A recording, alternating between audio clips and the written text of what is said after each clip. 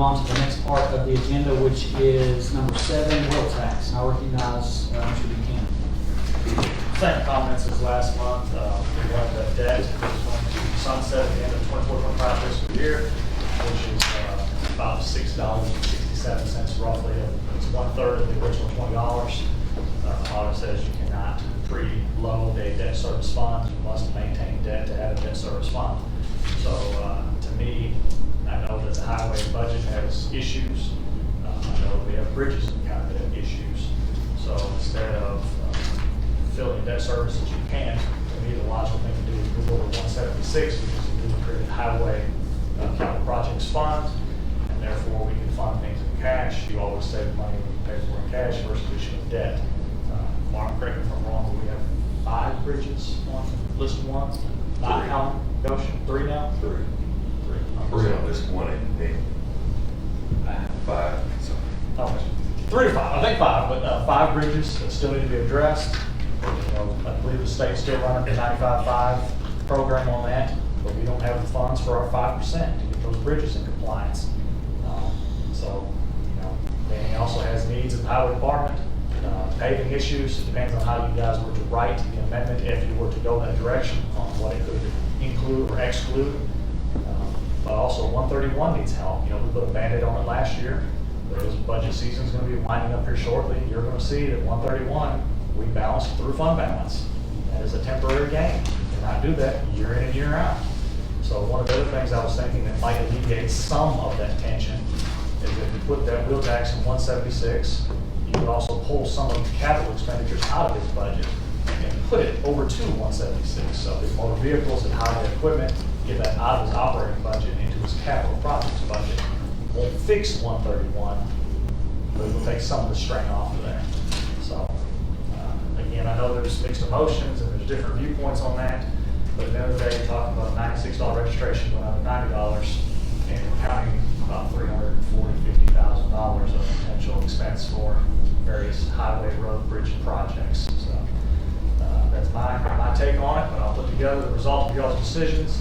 I did confirm with audit though, because you're changing the wheel tax, even if you don't lower it or do anything else with it, if you just reallocate it, it's still a 2/3 majority vote in 2 consecutive meetings.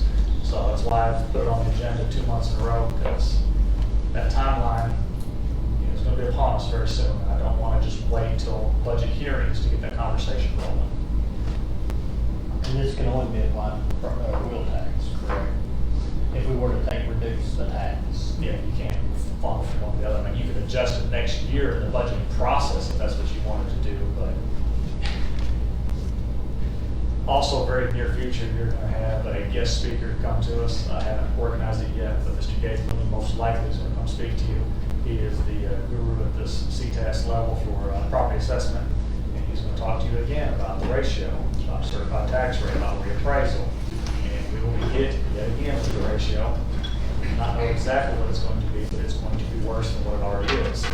So I'll let him give you that spiel in its full length, but you give it back in one hand and take it worse out of the other, what do you really achieve? So, sorry, I know I'm always the bearer of bad news, but it's just comes with the role. Well, the good news here is that we have paid off some debt. That's Absolutely. great news. Yes, yes. And I hope everybody grasps that. Having an opportunity to move money that once went to debt into something that could save us from going to debt later is not a bad conversation. And I've been asked that several times before about how do we, keep ourselves from needing more debt. Well, feeding capital project funds is how you stay out of debt. So I know it's not always the most popular decision, but that is how you get ahead of debt. You don't have a need for debt. You can take care of your needs in cash. And when you pay cash, no financing charges. You're not paying the bank. You're not paying the bonds. I mean, they sure appreciate it when you do, but I'd rather not. So I think I'll be honest, since I learned that we were going to have some money that we could move around, I have thought, I bet every day about where I stand on it, and I've talked to as many taxpayers as I could. So I have some comments, but I'm going to save mine because some of you guys may touch on what I want to say anyway. So I'll just open the floor for anyone that wants to step out and talk about their thoughts.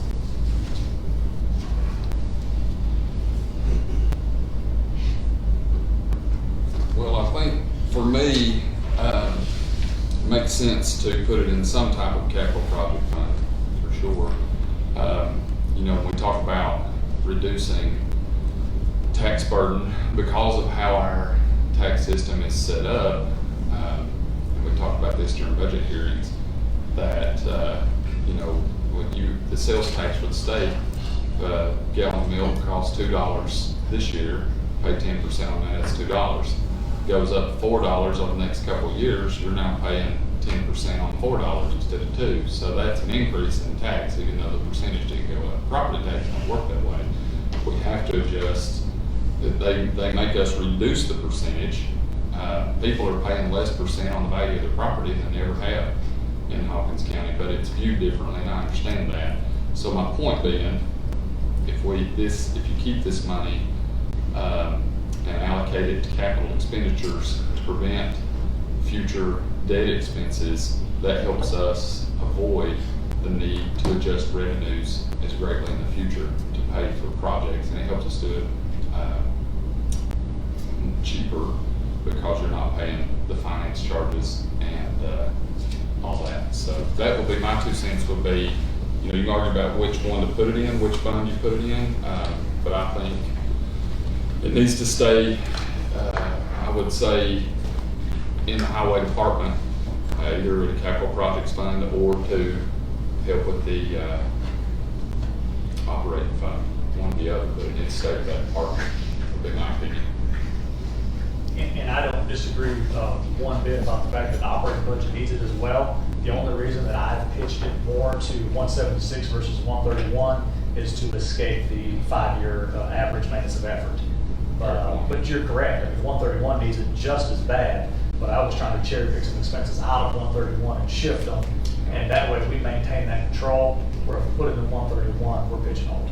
So You're essentially doing the same thing. basically, just trying to escape that 5-year average, because once you have local revenues in there, they're pretty much trapped in there.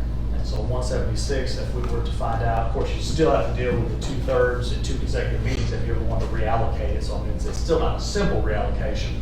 But if you find out that the highway department is vehicles are up to snuff and everything is going well, roads are paved, and, perfect world, if we were to achieve that, you could reallocate a portion of that over to general capital projects or education capital projects or wherever the need arose, where if you put it at 131, it's going to be there forevermore.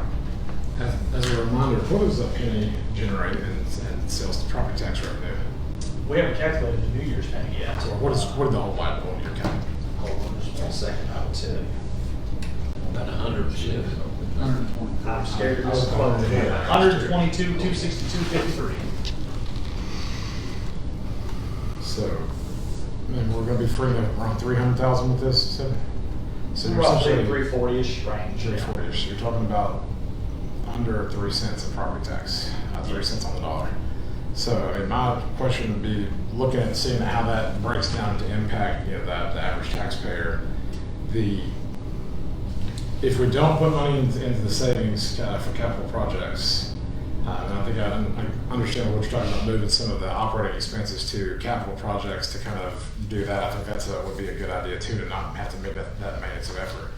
But if we don't do that, the next thing we're going to be turning around and doing, maybe not us, but down the road in a year or two, is turn around and put in that money from having to generate pennies on the dollar sales tax, property tax, to fund those accounts. So it's like, we know right now it's a $6 impact for our vehicle registration. If we don't save it, if we don't have a plan, the option will be either debt or generate cash, and then you'll turn around and be doing it at the 123,000 a penny, and we're already going to be hit with a difficult decision with the reassessment coming up soon. So I don't think there's any way that we could look at doing that. I think we have to do something to save that money for a rainy day for capital projects. I've had a constituent tell me that, as much as they'd like to see a tax break, they understand the highway department you know, they need better equipment to work with, and they need money to function and take care of the roads. I'm kind of surprised that more people have said, you know, yeah, you're gonna take $6 off my wheel tax, but what's $6? I mean, I've had people tell me that, so and I agree with Commissioner Gibson, you know, we gonna be coming out somewhere. I think we probably should bring in a capital projects and equipment. Yes, sir, Mr. Sister. I think the point's super valid, that the impact that it would have on the wheel tax, $6 is pretty negligible. I don't think you can get, you know, a meal at McDonald's for $6 anymore, so it's like literally one very, very small impact. But as far as I understand, the position of the commission for a very long time has been if the opportunity arises to walk back the wheel tax, that they would jump on that. I think the community for a long time has been obviously super clear that they want the taxes reduced, and people are fed up with the wheel tax in the first place. And the only way to start walking to get rid of the wheel tax is to have an initial first step in good faith and showing we're working to reduce the wheel tax. So I totally understand the whole narrative of kicking the can down the road has been kind of the thing for a while. We have to stop doing that in order to avoid the complications that are going to arise in the future when we need money. But I don't know how we balance that. Like, you know, like I said, it's been so long that people have been told that if we have an opportunity to reduce the tax on the wheel tax, get rid of it, or work our way to do that, this is like the most golden opportunity in the world to do that. So I just wonder, you know, at what point, like, how many times are we going to have a surplus of $350K available before somebody finally says, well, maybe we should start that process? But I totally understand where you're coming from, not kicking the wheel down the road. I'm just saying, I think a lot of people are like ready to see at least one time that we're working towards actually doing that.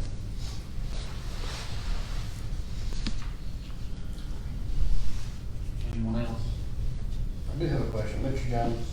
So this last snowstorm we had, I had a close friend of mine that ran into some highway department employees on lunch. And they were very discontent about the equipment that they had. And I'm gonna come back around to what we're talking about now. Can you give a percentage of your equipment over there that you know is road ready right now that does not need any maintenance or repairs to? Snow equipment? Any road equipment? As a whole, what would you say your percentage is? That we use daily or be available daily. That you could use, that you would be available daily for use? There's 90% of it now. And for them to say, we don't have anything that works. If we were to to form a capital projects fund with this money, would you be able, you take that money, keep your equipment road ready to use and improve our road conditions? $335,000 a year by dump truck and a half a year, instead of rolling and getting 10 or 12 on a bond and paying on it for 15 years. If you buy a little alone instead of going in debt for it. Like the tractors, instead of having to buy 5 at a time, $500,000 and finance it. You get $300,000 a year toward the capitals, and use it wisely, regenerate yearly instead of every 5 years, every 10 years. What I'm getting at is we've been asked to fix our roads. And that's a statement that I made one of my first meetings I was at. Fix our roads. I would like to see if we do not walk back a tax, I want to make sure our taxpayers know that we're putting this towards something that they want done. They want our roads work done. Every district of the county. And, you know, we need ARPA money to get started on, to help make some headway on getting equipment. I would like to see this be used strictly for equipment and road repair. No other, you know, even if we have to tie an amendment to it, any money that comes out of this fund would have to come, I mean, it'd have to come to us anyway. But I'm okay with giving the money to the equipment and capital projects, because that's what people want fixed. 95% of the money that I get from the budget committee or the county is used on road repair and equipment. The rest of it's on utilities and whatever to keep us running.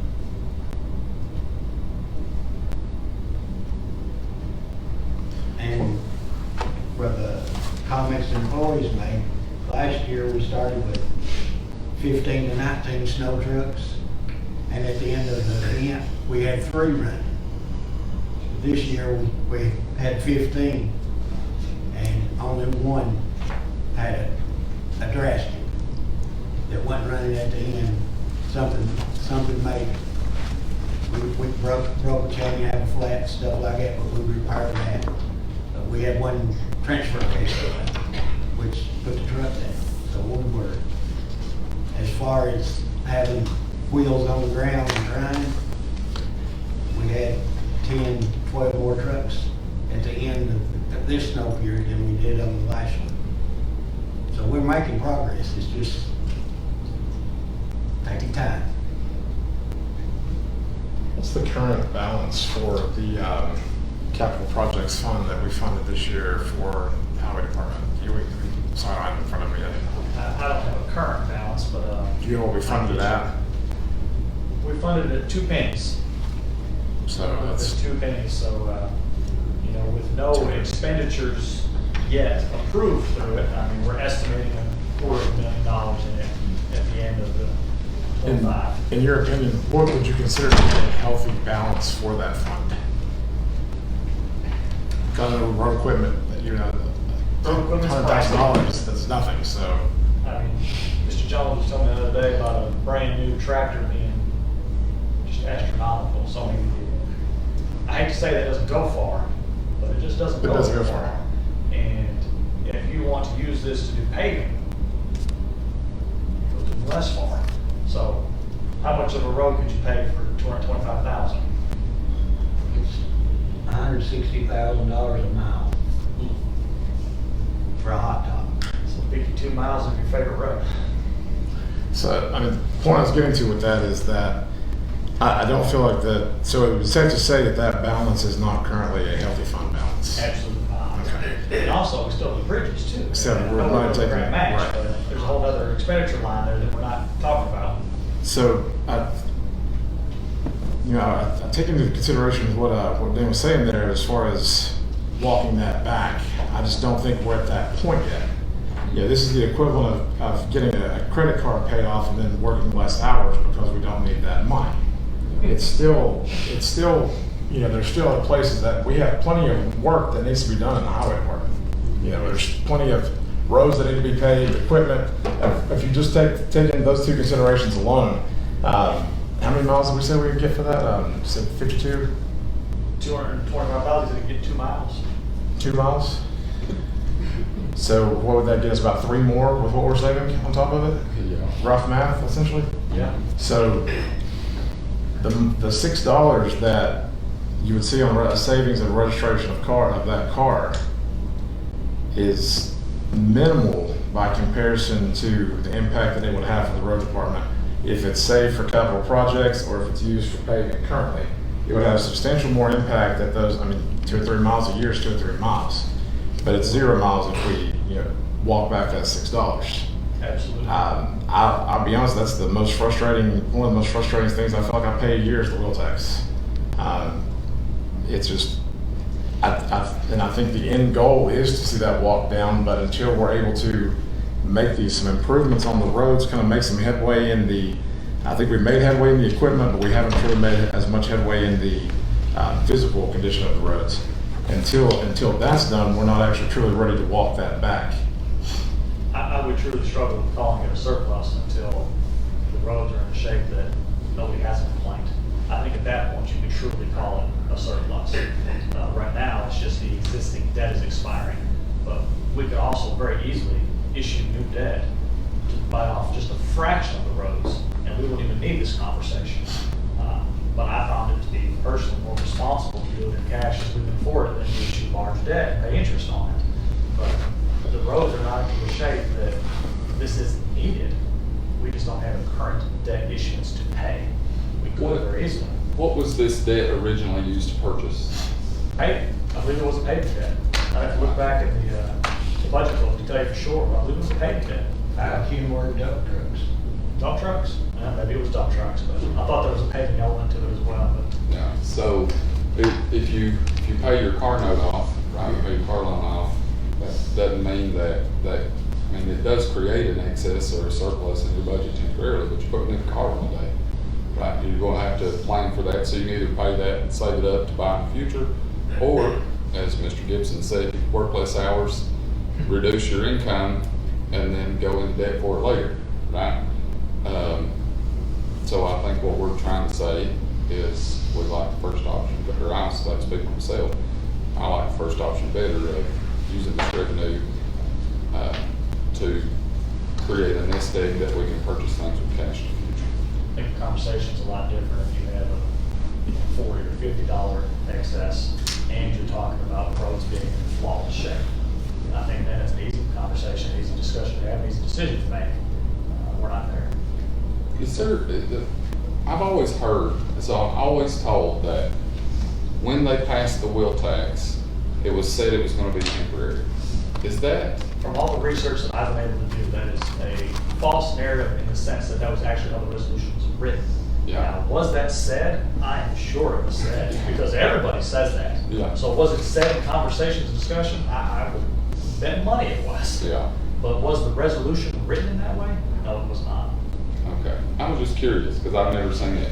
I know the most recent one was not like that. Wasn't presented to me when I was a taxpayer at that time. I didn't perceive it as to be temporary, but I didn't know if previous commissions had said that out loud. I have seen no sunsetting in any of the wheel tax resolutions. Like I said, I fully believe that conversation came up at some point. I'm sure people were misled by it at some point, but no, the resolution is not passed in that manner. Well, it seems like being proactive gives you more bang for your buck than being reactive. Which is kind of the case for everybody. Any other discussion? I'd like to change the name of the wheel tax. It's a privilege tax. Plain and simple, it's privilege tax. I've been called a People don't liar like that 500 name times either. because I don't get wheel tax. I don't come to the highway department. It pays off my debt. I don't get a dollar. Well, it's a wheel tax. It goes to highways. Are we looking at taking action on anything with this today? Is this on future agendas, or what does that next step look like? I mean, we probably do need to take action on it. The debt's officially been paid off now? No, but it will be by 24, 25, at the end of this fiscal year. And I think last time Ms. Davis made a comment about needing 60 to 90 day lead time to have her notices correct. So it's not just it's not just building up an excess right now. no, We're there's still paying. there's still debt to pay. There's still debt to pay. So, I'm probably going to start a little bit of a hornet's nest.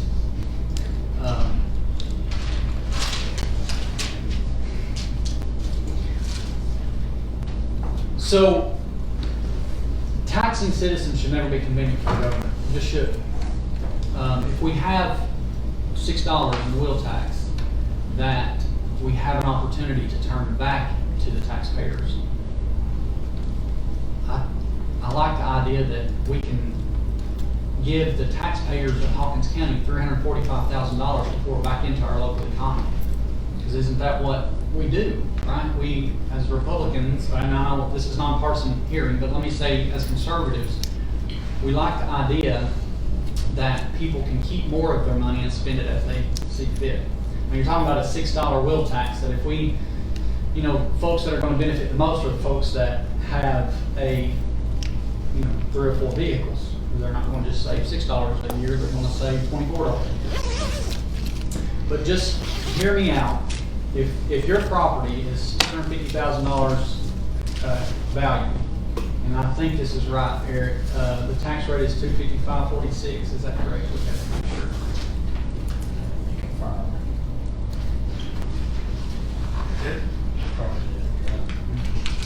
2.5546. Okay, so if you have a $250,000 property assessed at 25%, you're assessing $62,500. Your annual taxes are $1,596.63.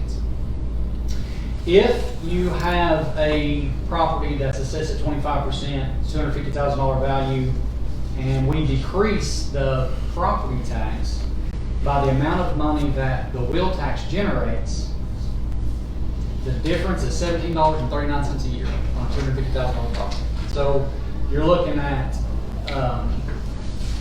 those who have property in Hawkins County that are on the high middle and up, they're going to save more than $6 a year. They're going to save $17 a year based on their property value.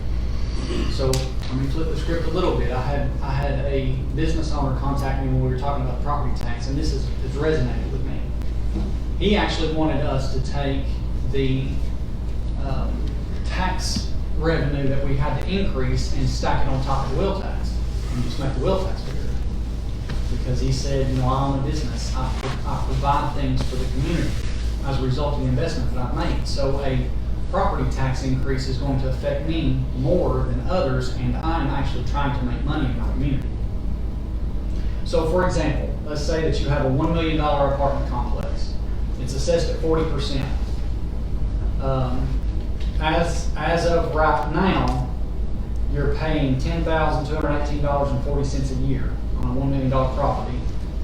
That's assessed at 40%. If we left the wheel tax as it was and took it off the property tax, assuming that the property tax would stay the same in the next budget cycle, that will save that property owner $111.24, which once again is considerably more than the $6 that they're going to save if they go and they get their wheel tax.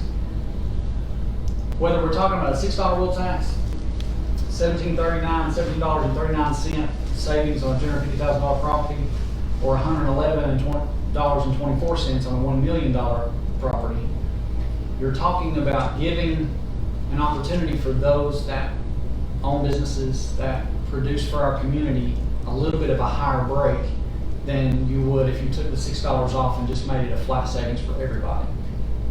So I guess the hornet's nest that I want us to stir a little bit and think about is, what if we left the wheel tax alone, assuming that the tax rate is going to stay the same, and then give taxpayers a discount on their property tax rate, which once again, we would hope would pump $345,000 back into the local economy in the pockets of business owners.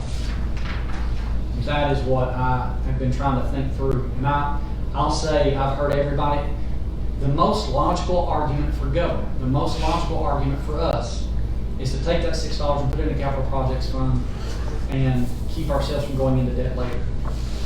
But as representatives of taxpayers, the inconvenient thing is that when that time comes, we just have to go back and ask for the money again if we get in that shape.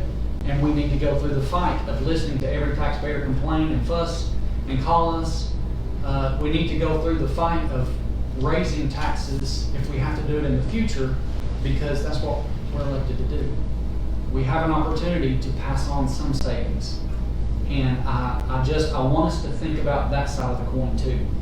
And as of today, on January the 21st, I can't tell you that I'm landing hard on either one. I think would be a convenience for us to move that $6 over to the capital projects fund and pour it into fixing some bridges and helping Mr. Jones with highway equipment. It makes sense. It makes logical sense. But shifting revenue, increasing revenue, it should never be easy. We should always have to look to the taxpayers to give us the permission to do that. So with that said, that's how I feel. Kind of one thing just kind of tack on follow up with that though is that probably one of the biggest complaints that I feel like I personally have gotten here is the roads. Yeah, I agree with you, it'd be convenient, but when we're looking at the convenience to roll that over, but the state that the roads are in currently, I mean, I don't feel like it's would call that convenient because we're in desperate needs of repair everywhere. You know, it's like I just feel like we're jumping the ball and trying to save that. I agree with it. If the numbers break down to be more in the favor of the savings on that side, then that certainly is what makes the most sense.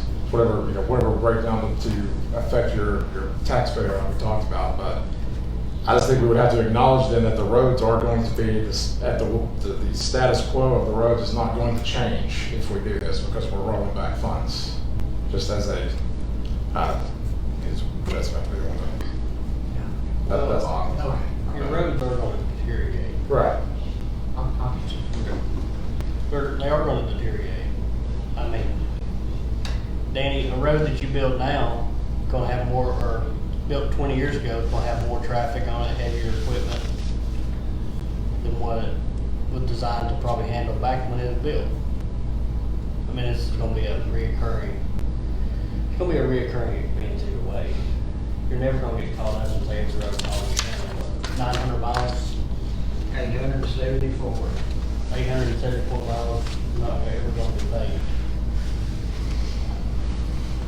You know, piggybacking off what you said, Jason, it's never supposed to be easy. Do we do it all in one pot? Do we give it all back? Do we split the difference? Mr. Chisholm. I agree with what you said. Essentially, it kind of reminds me of Davy Crockett's "Not yours to give." Let the individual decide what they do with the taxpayer money. I'm not sure familiar with that. It's an amazing speech or an amazing little story. But I kind of wanted to address the narrative that people are complaining about the roads. It's my personal experience and the many people I know from District 6, and this may just be a District 6 thing up and over the mountain opinion, but I think people would prefer to pay less tax and deal with a little bit of a rougher road and have the freedom to choose what they do with their money. I mean, I understand that's a common complaint, and that gives a lot of leverage and validity to, we need more taxes. Our roads are always busted up, but and I want to tie this into it's kind of off the record. Can I have about 1 minute? One more minute? Okay. We've seen the recent data coming in where there's been a narrative for a long time that people are leaving Hawkins County and can't maintain population. The new data shows that that's actually completely false. And I think just from my personal experience with the UCHC and the community groups that I'm in, what I'm seeing is there's tons of people who are flocking here very specifically because of the culture of low taxes and high freedom, rural values. People all across the nation identify with a constitutional sanctuary that prioritizes lowering taxes, fiscal conservatism, and individual freedoms. So there's tons of people who are attracted to that. I think it would be best if our county does everything they can to, in good faith, kind of back up that reputation. That's what attracts people about this place. It's a beautiful place. So, in District 6, I'm just telling you that I can confirm, from a lot of conversations, it may be different in different districts, but in District 6, people would rather pay less taxes than worry about another pothole in the road. That's something that when you live out in the country and you're going back, you're going to have some bumps. I mean, I get it. I mean, eventually we'll have to get to the roads, but the idea that there's an opportunity to push money back into the economy, lower the taxes one way or another, that is the reason people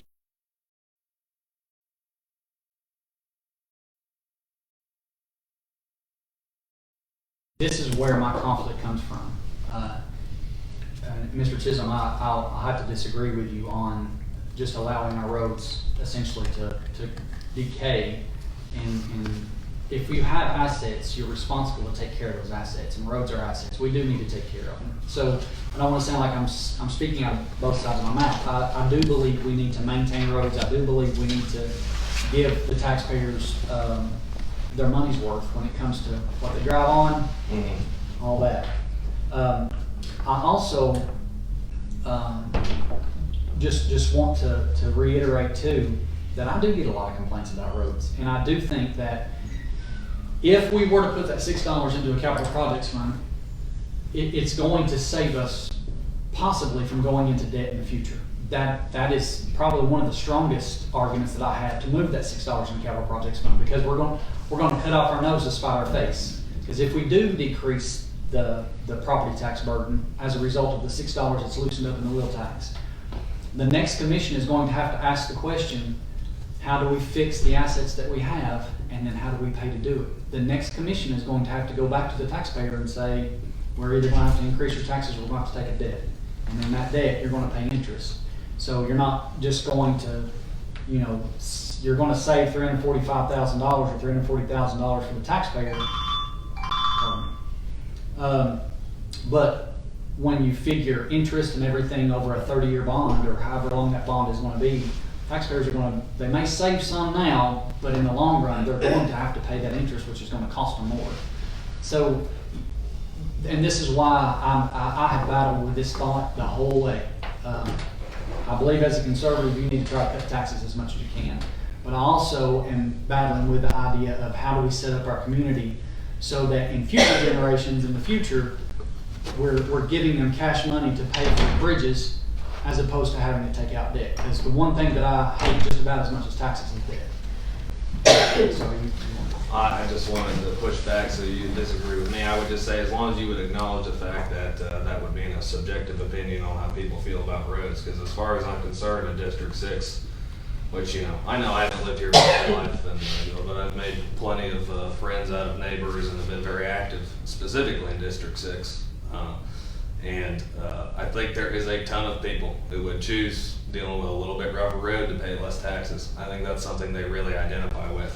We have an opportunity in Hawkins County as a constitutional sanctuary to lead the way and set the example of we don't need to tax as much. We can let the money out for the people to have the capability to use it themselves. And I just think it's crazy to identify as a constitutional sanctuary and go on and on about fiscal conservatism, and a ton of rural people identify with that, property owners and stuff. The majority of the culture identify with that, and then have consistently raising or not lowering taxes when the opportunity is available. have you ever studied the amount of inflation that we've had over the last 20 years compared to the amount of tax increases we've had in Hawkins County? No, I know your point's valid though, I know. So I would say, by and large, we have increased taxes over the last few years. But given opportunities to increase taxes, a lot of times we chose not to, and we chose just to take that hit, which in a lot of ways has put us in a position where right now we have money that we need to figure out what to do with. And like I say, the logical, common sense, convenient thing for me is to take that $6 and put it in to a capital projects fund. But you and I are going to have to split the difference because we agree on part and disagree on the other. I do believe that people will use their money if you leave it in their pocket, and they'll $350,000 in our local economy would be nice. So I'll finish my comments. I don't want to talk into death. I have one comment I'd like to say, Dane. So this was used to buy dump trucks. Okay, this particular note. Now, probably, I would imagine we're going to need dump trucks in the future. Is that right, Danny? Unless Elon Musk comes out with something real fancy, we're always going to need dump trucks. So the funny thing is, people say if we don't take this opportunity to decrease taxes right now, we'll be called tax and spend liberals, right? Now, if we say, okay, that's fine, we'll do that. You're right, we need to lower taxes. And then here in the next few years, we say, well, we're going to take out a $500,000 note to buy dump trucks. Everybody's going to say, all they know how to do is borrow money and spend money. That's all they know how to do, right? No, it's a catch-22 no matter what we do, because it's very difficult, and it's just not as simple because of the way our system is structured. And I know that's a very typical political person thing to say, but it truthfully, I think is true. If you give this $345,000 back, and then you go out and you end up having to borrow that $345,000 later on a 10-year note at 8% interest, you're going to pay back $502,000. And you are going to need dump trucks, you're going to need paving equipment, you're going to need, labor ain't getting no cheaper, right? If you have a job, I guarantee if your boss said, you know what, we're not giving raises this year because we're trying to, nobody's doing that, right? You want to get merit increases or whatever. Well, county employees are the same way. And so that labor's going up, cost of equipment goes up, all those things are going to happen. So why would we not keep this revenue stream that's already in place Why would we not keep that and invest it in such a way that keeps our departments intact and our employees intact in the future? So that is, I completely agree with you in principle in a lot of ways. I just don't know that it's practical in this situation, in my opinion.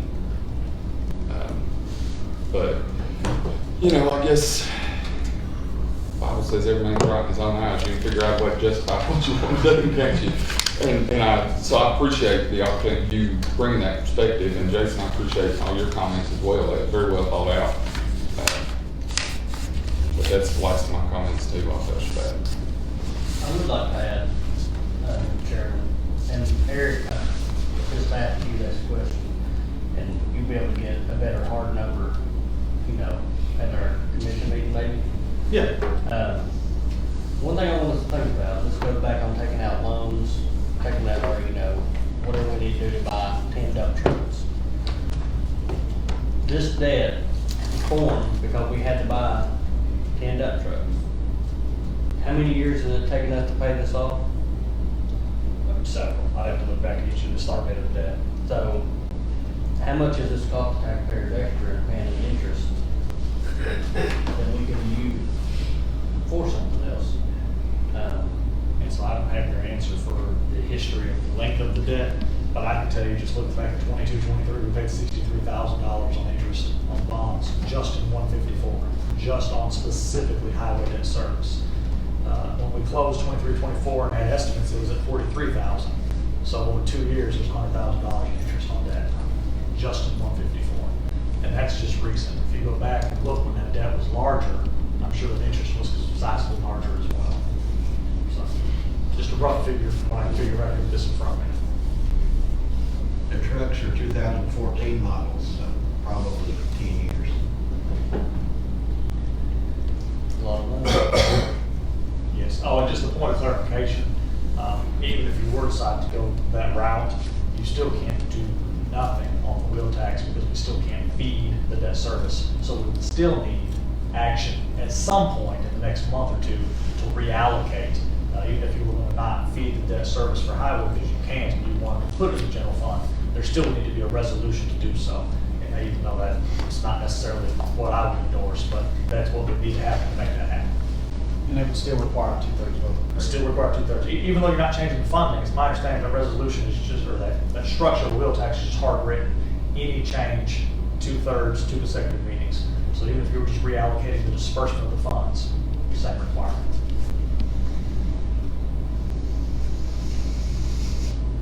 So, we could have essentially moved forward with a plan today, or we could take some time to think through what we've heard today and what's been said, because, you know, outside of this meeting, we can't call each other and talk about it anyway. And so, 1 month does nothing to 1 my month. timeline. I knew these conversations had to happen. I knew they were going to be lengthy. I knew there was going to be controversy. And I know that there may be even more when it goes across the street. You had 7 more. So I've been pushing you to start early for those reasons.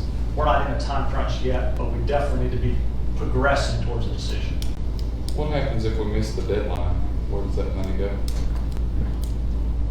You're still going to the debt service, and you'll get me in trouble with audit. I'm going to point back at you all. Well, I just wanted to know how.